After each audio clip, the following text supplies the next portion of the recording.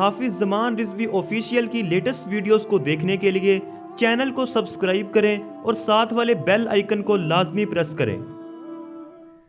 इंतहाई अफसोसनाक खबर के सियासी जो दहशतगर्दी है वो एक बार फिर अपने उरूज पर पहुंच चुकी है। तो इससे पहले आपको एक बताता चला जाऊं कि हमारे एक बहुत बड़े साथी हैं, उनकी इलामा साद हुसैन रिजवी साहब से मुलाकात हुई है और ये खबर अभी हमारे पास पहुंची है, लेकिन हम उसकी तस्दीक करें इंशाल्लाह। जो ही तस्दीक होती है वो भी आपको इस चैनल पर मिल जाएगी, तो आप हमारे चैनल को सब्सक्राइब कर लें और नोटिफिकेशन ऑल कर लें ताकि वो भी नई अपडेट आपको मिल सके। तो मैं आपको बताता चला जाऊं कि उन्होंने हमारे दो सीनियर साथियों को गिरफ्तार किया है, जिनमें एक जिली अमीर हैं और एक जो है वो साबका टिकट होल्डर हैं, और वो ये समझते हैं कि हमें गिरफ्तार करने से हम खामोश हो जाएंगे, हमारे जज्बात जो है वो पस्त हो जाएंगे।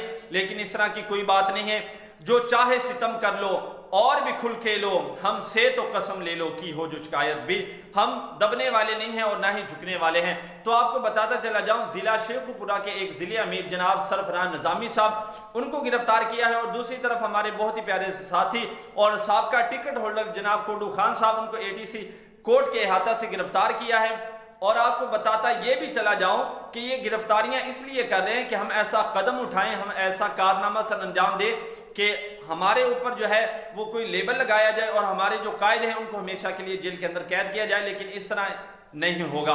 तमाम दोस्तों ने साबित कदमी का मुजाहरा करना है और सब्र करना है। इन्नल्लाह मअस साबिरीन, अल्लाह ताला सब्र करने के वालों के साथ होता है। और इंशाअल्लाह वो वक्त दूर नहीं कि जब पाकिस्तान के अंदर निज़ाम मुस्तफ़ा कायम होगा और हर फैसला जो है वो कुरान और हदीस के मुताबिक किया जाएगा।